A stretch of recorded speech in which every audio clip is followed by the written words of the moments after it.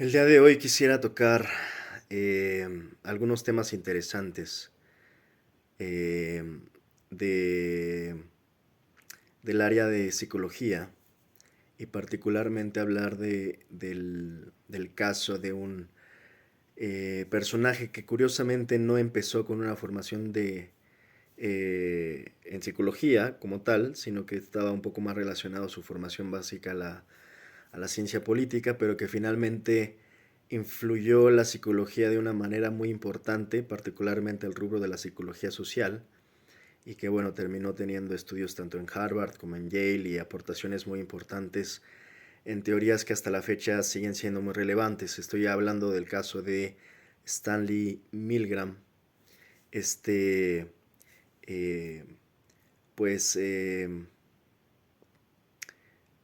personaje importante, insisto, dentro del área de la psicología social.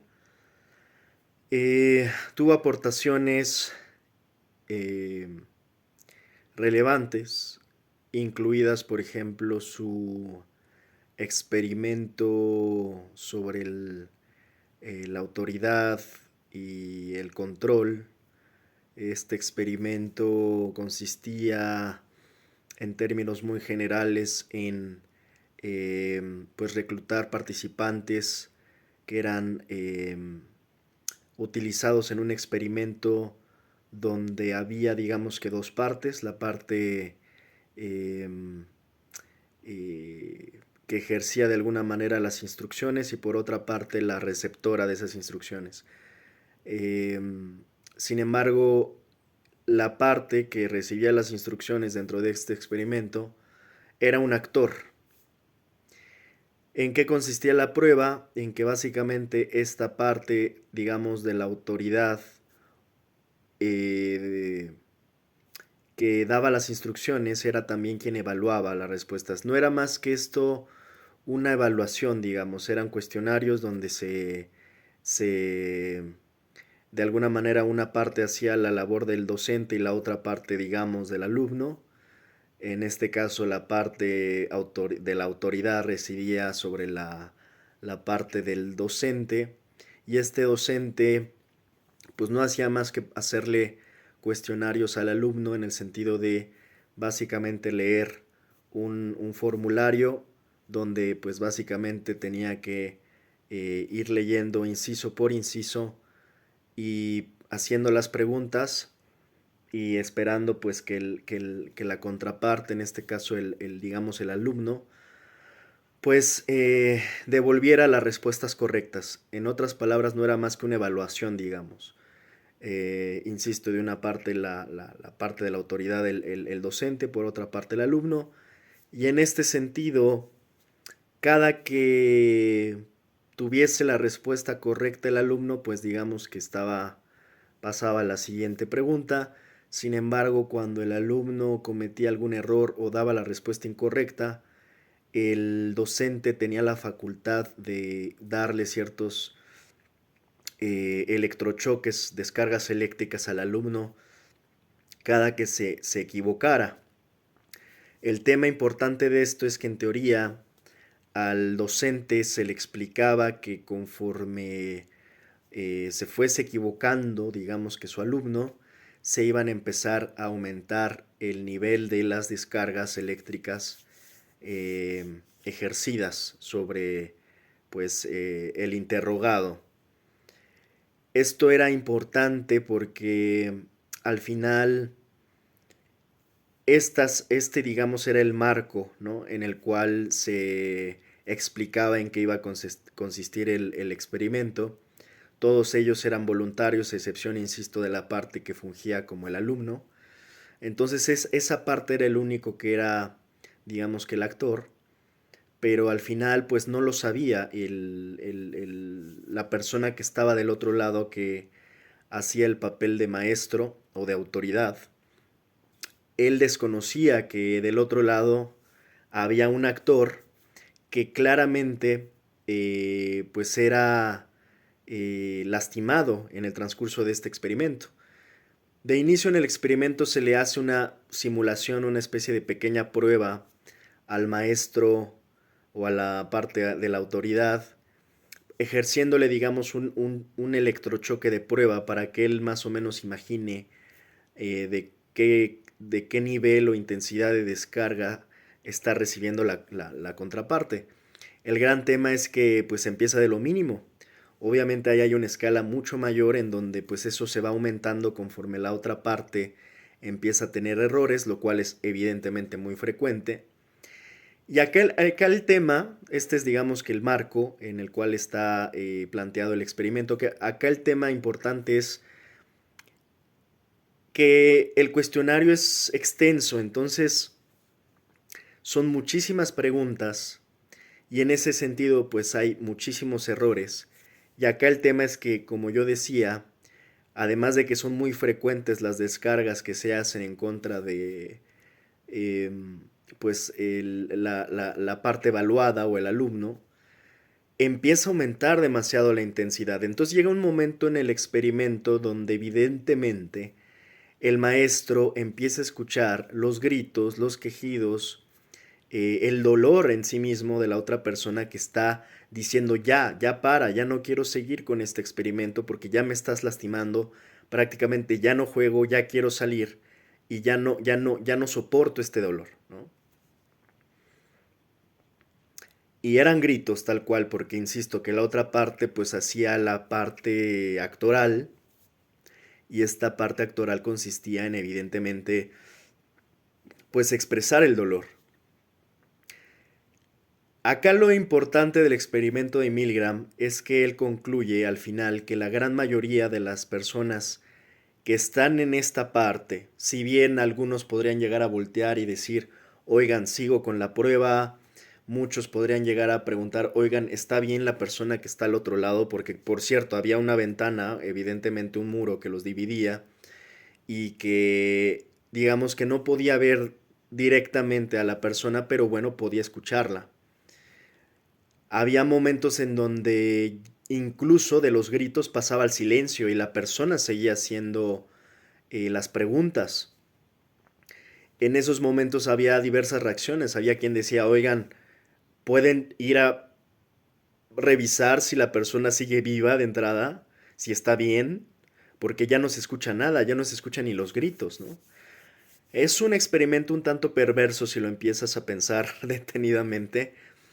Y esto es lo interesante en realidad del propio experimento. O sea, las conclusiones de Milgram son muy interesantes porque al final concluye que en la gran mayoría de los participantes que hacen el papel de la autoridad y que infringen este dolor contra el evaluado, no se detienen, o sea, o se detienen un poco y titubean, preguntan si está todo bien y si se debe de seguir con el experimento y todavía al haber una autoridad mayor, que en este caso son los evaluados, bueno, los que tal cual están haciendo el experimento, que digamos que son los encargados, pues tal cual de lo que está sucediendo ahí, esta persona al preguntarles si tiene todavía que seguir con el experimento y recibir la orden de que siga, porque hay personas que o participantes que sí pues quedan muy consternados de la situación de la otra persona, entonces recurren a preguntarle a los,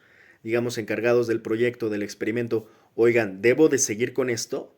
Porque la otra persona de verdad que se parece que está muy mal.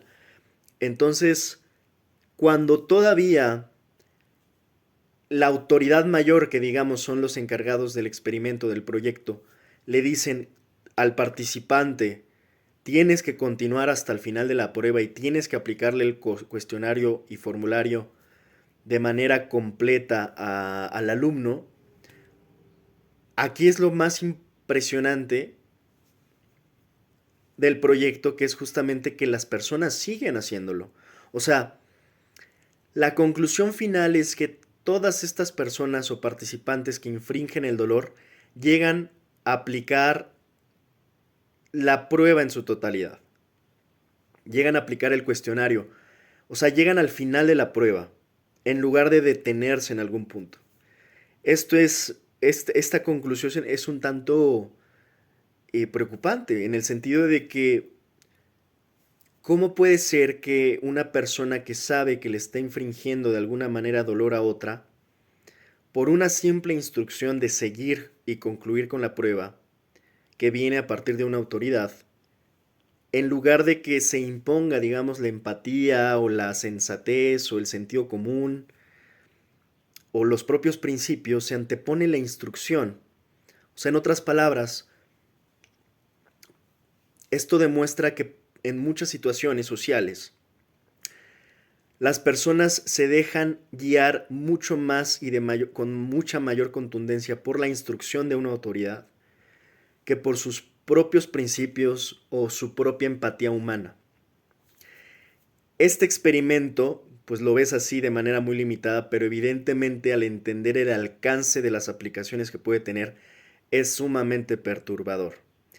Esto incluso el propio Milgram lo quiso asociar con la forma en la que se aplicó el holocausto, digamos, digo, para ya ponerlo en contexto y en una aplicación fundamental, porque muchos podrían decir, bueno, ya todo esto de qué carajo sirve un experimento de ese tipo, bueno, pues sí sirve bastante, porque justamente nos da una noción inicial para tratar de entender por qué, por ejemplo, puede haber fenómenos como el holocausto en su momento, que pueden permitir ese nivel de tortura a, a una comunidad o a una población por parte de personas que tal vez simplemente están siguiendo instrucciones y que puede que sepan que lo que están haciendo incluso está mal o que sepan que no está alineado con sus principios, sus valores o que simplemente sepan, simplemente sepan por un mínimo de empatía humana que lo que están haciendo es incorrecto,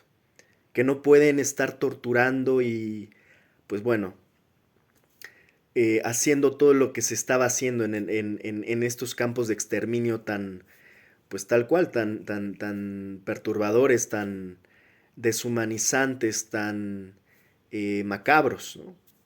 Entonces, a ese nivel llega, de relevancia llega a entender el experimento de Milgram para tratar de ver cómo es que una persona puede ser guiada por una instrucción que viene a partir de la autoridad, cómo esa autoridad puede ser de tanta influencia para que una persona por un momento se desconecte en su grado de empatía humana y termine completando la tarea, a pesar de que esa tarea implique eh, infringir dolor ajeno o generar esta pues tortura hacia una persona que además es inocente, que además pues no tiene ninguna razón para ser torturada y que a pesar de los gritos de auxilio, de ayuda o de que simplemente se detenga, la persona completa la tarea.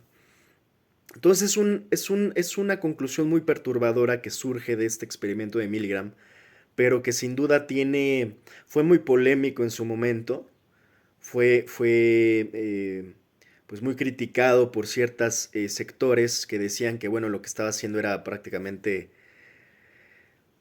inhumano, ¿no? Su experimento era muy inhumano y muy macabro, muy perturbador. Para mi gusto era un experimento, si bien puede ser incluso perturbador, siento que era necesario justamente para entender esas partes oscuras de la humanidad y de la sociedad, ¿no? Por momentos no nos podemos quedar pues nada más pensando que el ser humano es bello y que el mundo es color de rosa. Hay que entender que en nuestra sociedad y en nuestra humanidad existe esta parte que es oscura, que no podemos tapar el sol con un dedo de nuestros comportamientos humanos, que en muchas ocasiones llegan a generar este tipo de fenómenos incluso históricos, ¿no? Como nada más por citar alguno, el tema del holocausto, pero bueno, no terminamos hoy de la lista interminable de casos de lesa humanidad, de crímenes de guerra, en fin, de toda la maldad humana como tal, ¿no? Entonces creo que Milgram alcanza a dar un poco de luz en ese sentido con este experimento, al tratar de revelar un poco cómo es que funciona eh, pues esta parte oscura, digamos, del comportamiento humano, ¿no? Que es capaz de, insisto, infligir este nivel de dolor o de tortura, incluso hasta llegar a la muerte, porque en el propio experimento se explicaba que esto podía tener consecuencias fatales. La intensidad de las descargas podrían llegar a ser fatales o mortales, ¿no? Entonces, esa es la parte impresionante, ¿no? Que la gran mayoría de los participantes llegaban hasta el final de la prueba, a pesar de, insisto, de los gritos, de las pedidas de auxilio y de las exigencias de que se parara ese experimento. Esto también puede estar ligado un poco con los estudios de Milgram, digamos, podrían estar también ligados o asociados a los estudios de Foucault. Eh, Foucault también, también personaje célebre, también muy influyente, eh, eh, académico francés, hablaba sobre estas relaciones también entre el poder, la autoridad, la obediencia. Entonces, de alguna manera Foucault lo hablaba un poco más a mayor escala, ¿no? A nivel estructural de cómo los sistemas o estas figuras de autoridad podrían llegar a ejercer pues esta sumisión y obediencia en la sociedad en general y en sus sujetos en particular, ¿no? Entonces, ¿cómo podría ser que de alguna manera ahí es donde está como que está el vínculo entre ambos, entre Milgram y Foucault, donde podrían llegar a anteponer la instrucción o a ser tan sometidos o tan sumisos con respecto a una autoridad y más aún a un sistema a nivel estructural, que pues los sujetos empiezan a hacer las cosas de manera muy automatizada, casi casi perdiendo esta pues noción de humanidad, ¿no? O sea, este ejercicio de poder que también de alguna manera por momentos al sujeto lo desvirtúa, ¿no? Porque de alguna manera tanto es receptor del poder como por momentos cuando se le da un mínimo de poder empieza a ejercer de alguna manera esas mismas prácticas e incluso esas mismas violencias sobre otros más débiles o más indefensos. Entonces hay una relación muy importante entre los trabajos de nuevo de Foucault y de Milgram. Y bueno, por último, este es digamos que uno de las aportaciones importantes o interesantes de Milgram, de Stanley. Y podría agregar acá uno para cerrar, digamos, este comentario. Yo recomiendo que se investigue como siempre. Yo doy como que el panorama más general, pero que bueno, si les interesa más, pues investiguen sobre su trabajo, ¿no? La verdad es muy interesante.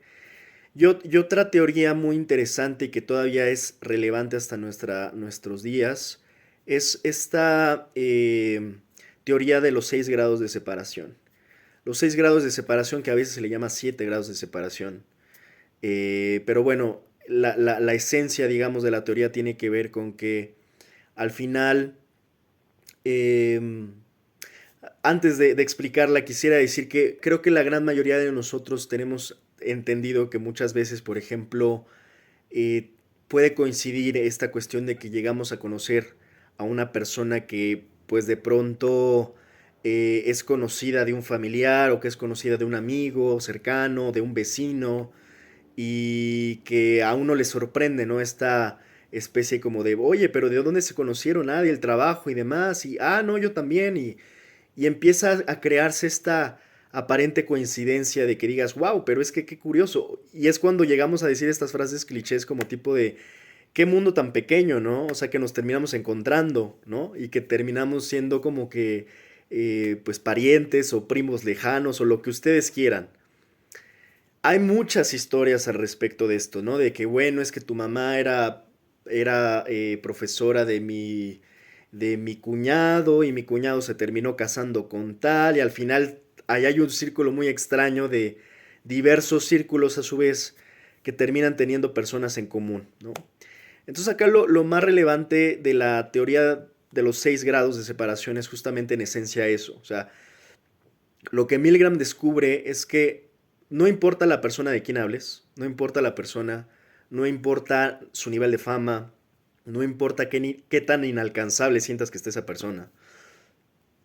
La teoría de Milgram explica que simple y solamente estamos a 6 personas de distancia de conocer o poder llegar a contactar a esa persona.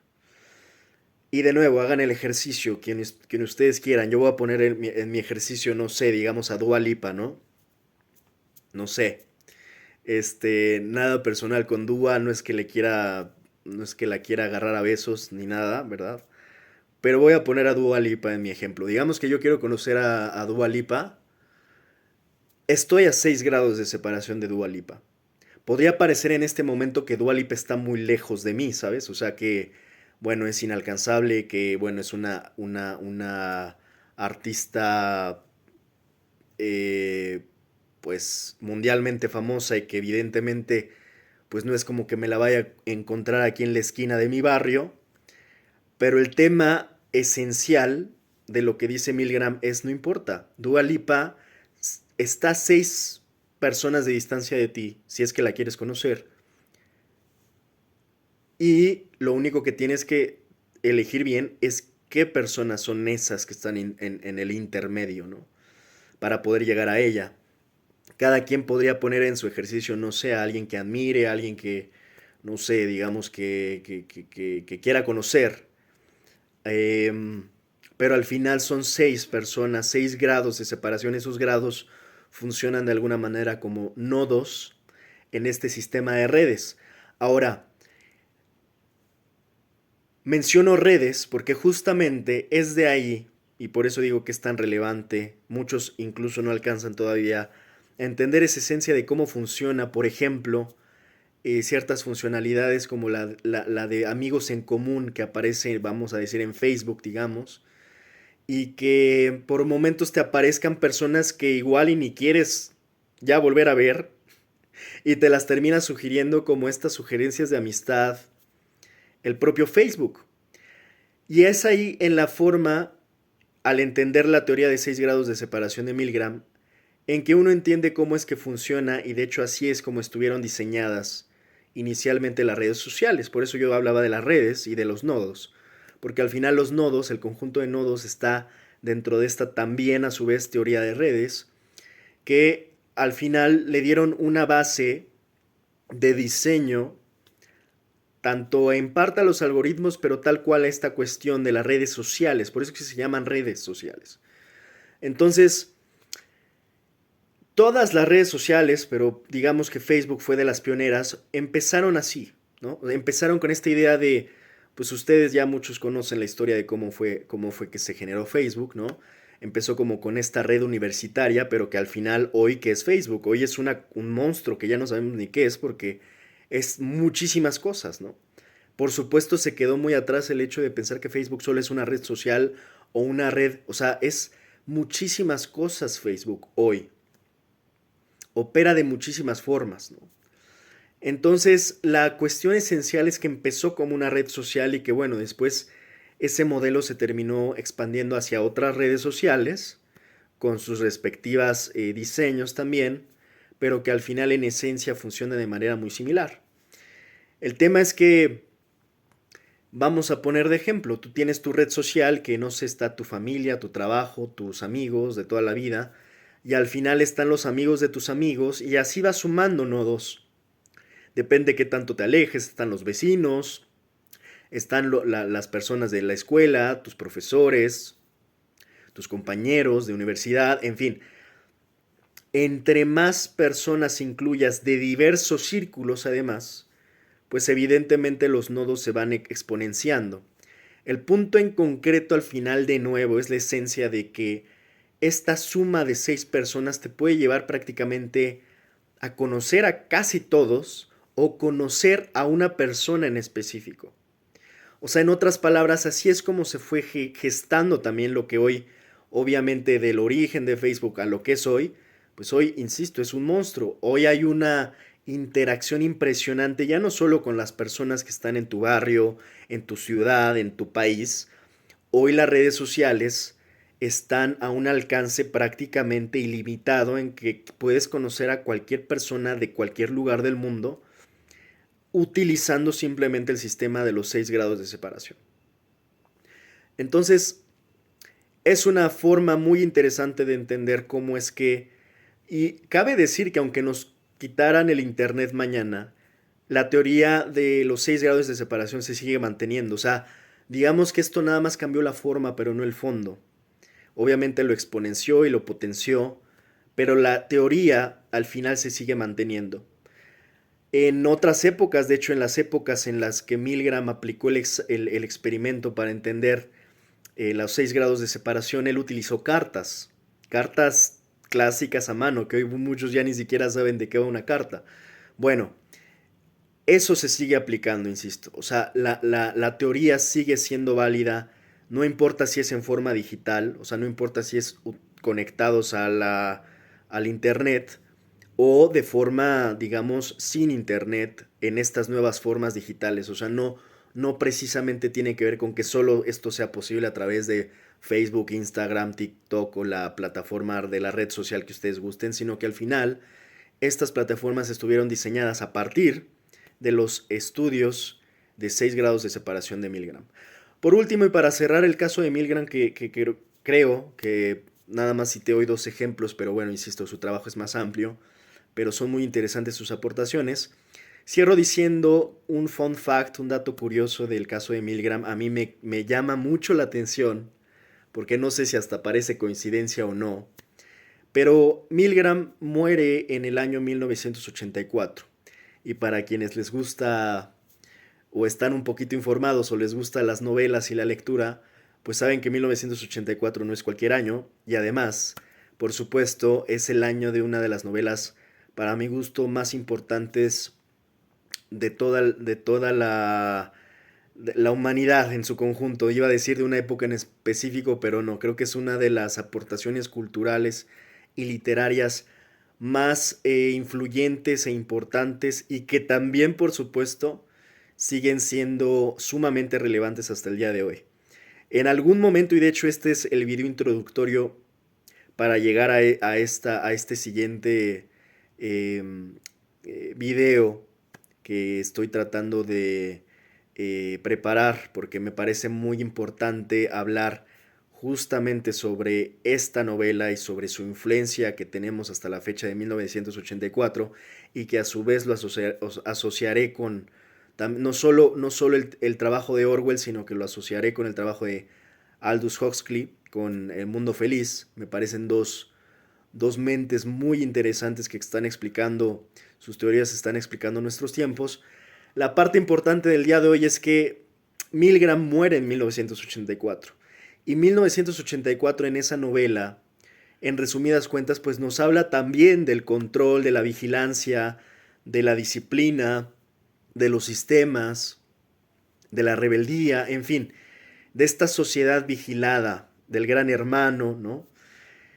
Y eso es lo más irónico, o no sé si coincidente o coincidencia o no, en que, pues como yo empecé comentando este video, Milgram empezó a ser muy influyente por sus trabajos que tenían que ver con el control, con la obediencia, y finalmente terminó muriendo en el año emblemático de una novela que hablaba del control, de la obediencia, de los sistemas de obediencia, de los sistemas de vigilancia, en fin.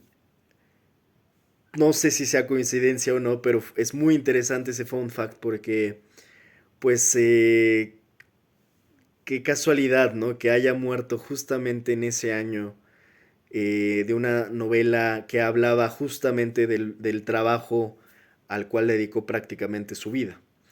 Entonces, bueno, insisto que esta es como la parte introductoria para en la siguiente entrega de mis comentarios y análisis acá, pues estaremos platicando sobre 1984. Es para mi gusto fundamental seguir entendiendo y teniendo sumamente claro que 1984 es muy influyente hasta el día de hoy.